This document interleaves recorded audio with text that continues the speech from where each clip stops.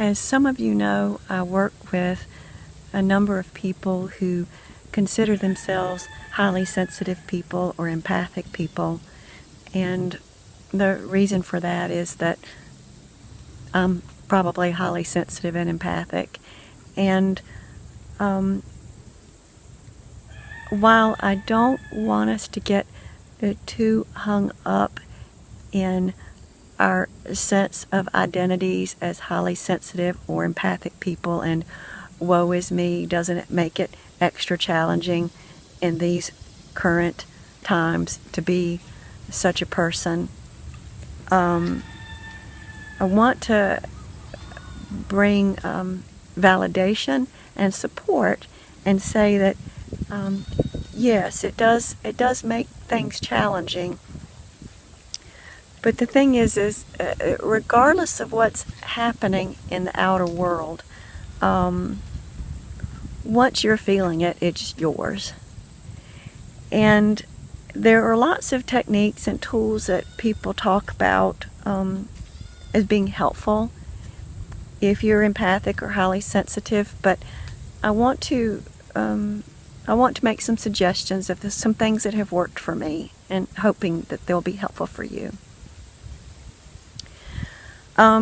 One of the things that I want to say that's kind of obvious is that to stay away from the news. Stay away from the noise of the news, current events coming through the television or radio or your phone. Limit your social media time.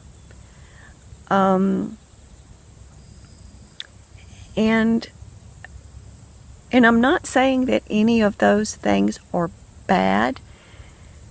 Just know that if there is anything in you that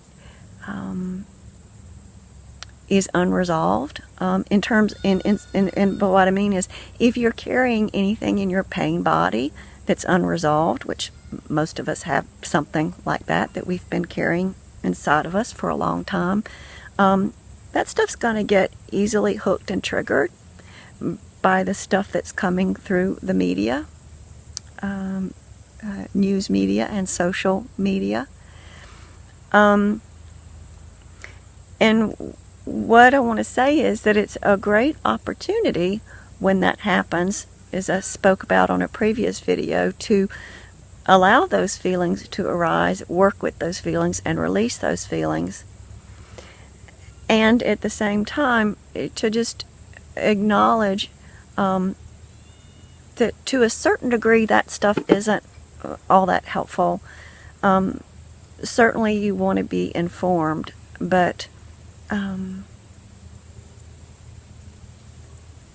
it's quite amazing how little information we actually need in order to make informed decisions, compared to how much we are willing to take in and how much we seem to seek taking in.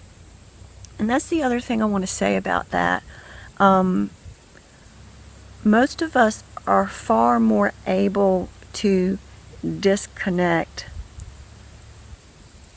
from those influences than we are willing to do so. And herein lies something that I might say that will be challenging to you. The pain that we carry, the content of the pain body seeks to find reasons to feel the way that it does. When the body-mind isn't settled, and most of us don't have completely settled body-minds, but when the body-mind isn't settled, it sends a message to the brain to look for where the problem is. So this is human, not only human nature, it's true across the other species, with other animals. If a horse is startled, by something that it hears in the woods, it will first run and then it will turn and orient itself in the direction where the noise is coming from to assess the danger and assess the situation. So humans or animals also, we have an orienting response to something that we sense when we sense danger. And if we're carrying a certain level of fear or wounding, for lack of a better word, or trauma, and then there are things in the environment that are toxic or scary, we're going to orient to what we might see.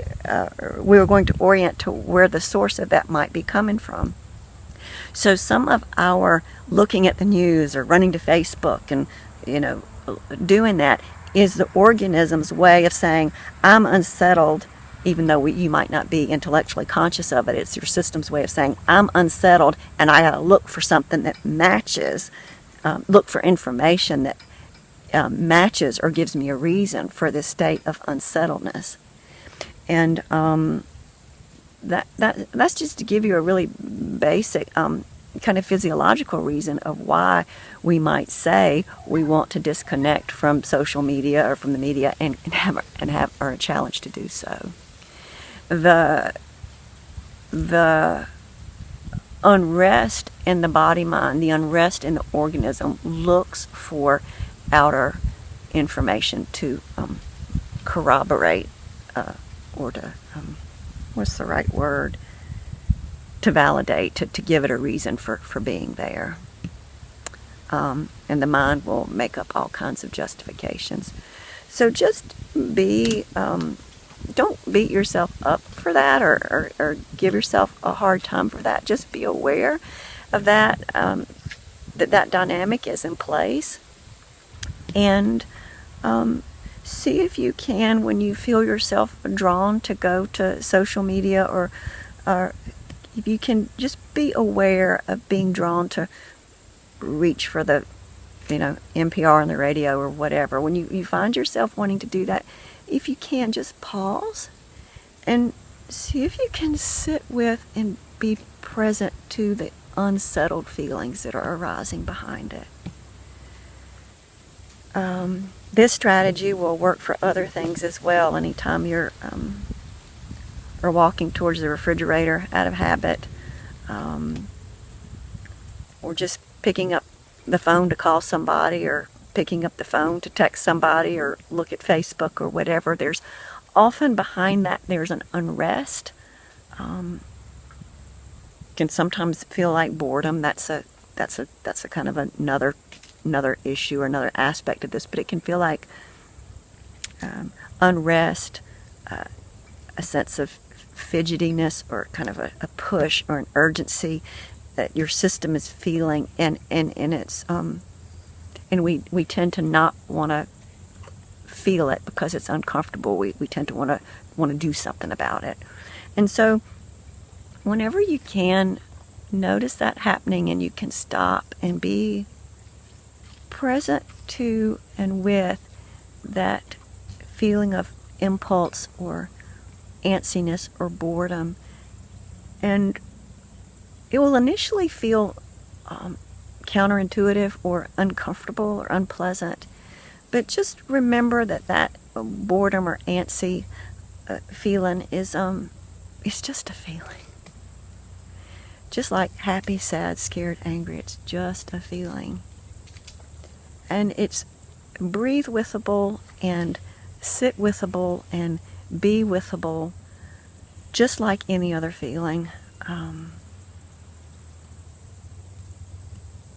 Just as if you were a woman in labor and had to breathe with it and be with it. Those of you who are able to do that are certainly able to sit with feelings of boredom or feeling antsy.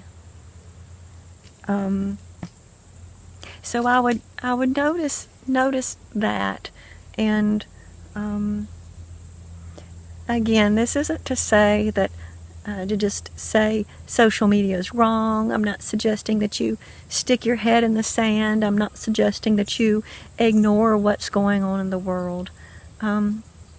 I'm just saying be mindful of when you feel driven to look for information and see if you can sit with what's going on inside. And that in and of itself will take you closer to the truth of who you are as the one who can be present with what's going on inside of you, instead of identifying yourself as the one who's having this feeling, or as the one who needs to go to the refrigerator, or needs to look on Facebook, or needs to look at the news, or whatever. You are not any of those things. You are the deep presence and deep stillness that can watch and allow all of that to happen. And you are the one who is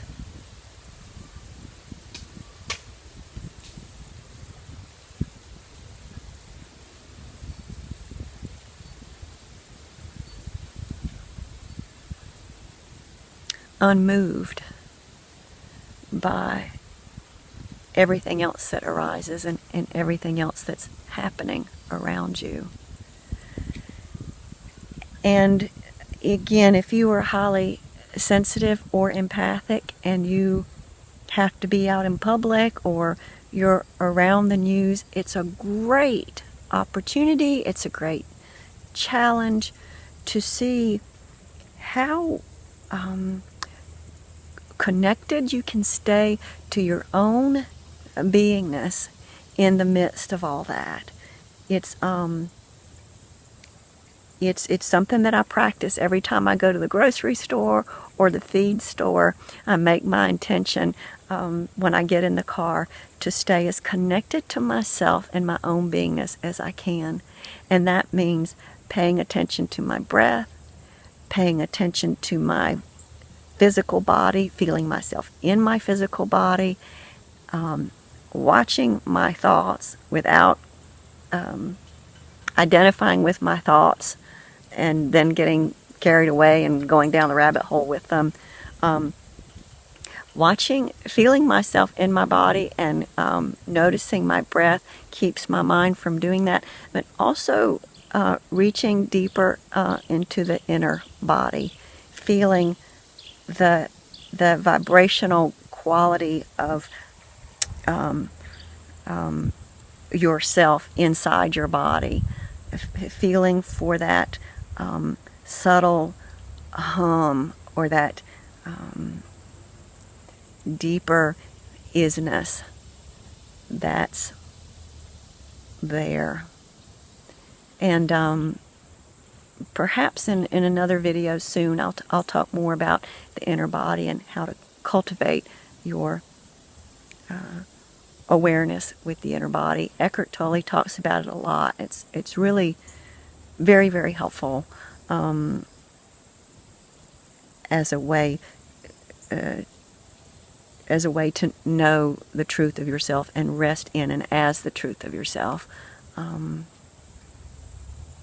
Is to feel yourself and feel for the inner body.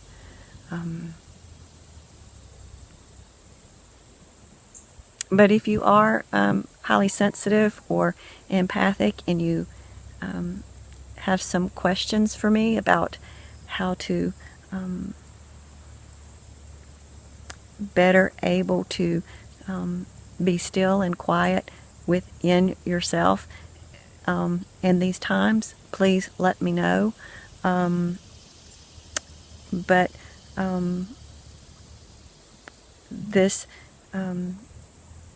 this way of staying connected with yourself is the best way that I have found.